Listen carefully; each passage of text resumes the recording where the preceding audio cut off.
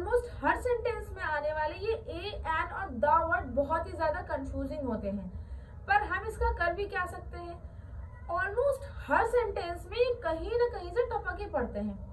इसका exact use कहाँ पर होगा, कैसे होगा, हमारे लिए ये जानना बहुत ही ज्यादा जरूरी है, क्योंकि अगर हम ये चीज नहीं जानते हैं और बिना इसके जाने हम इसका यूज करते हैं तो कहीं ना कहीं हम गलती कर ही देंगे, जो कि सामने वाले को पता चल जाएगा और जो कि कहीं ना कहीं एम्बैरेसिंग भी होगा। तो आज इस वीडियो में आपको हर एक पॉइंट पता चलने वाला है कि कब, कहाँ और कैसे आपको ए, एन और द का यूज करना है। ए का यूज कहाँ पर होता है, एन का यूज कहाँ पे होता है और द का यूज कहाँ पर होता है। इसको द कहते हैं या दी कहते हैं। द का यूज सिंगुलर के साथ होता है या प्लूरल के साथ होता है। Your all the confusions are going to be clear in this video, so watch the video till the end so that you will not left with any of the confusion. Rule number 1, use a before consonant sound.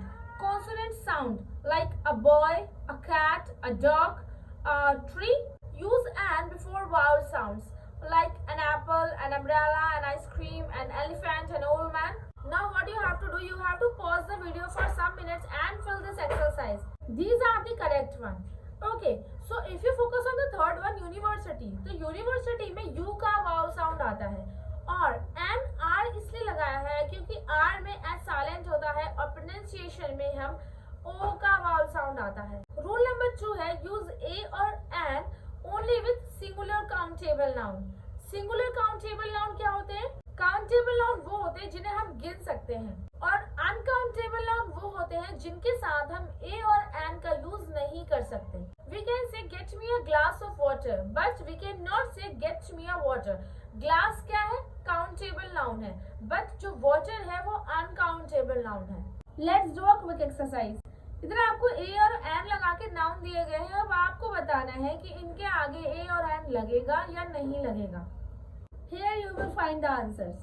Rule number 3 आता है how to choose the use of a, n और the। हम कैसे choose करेंगे कि हमें a use करना है, n यूज करना है या the यूज करना है।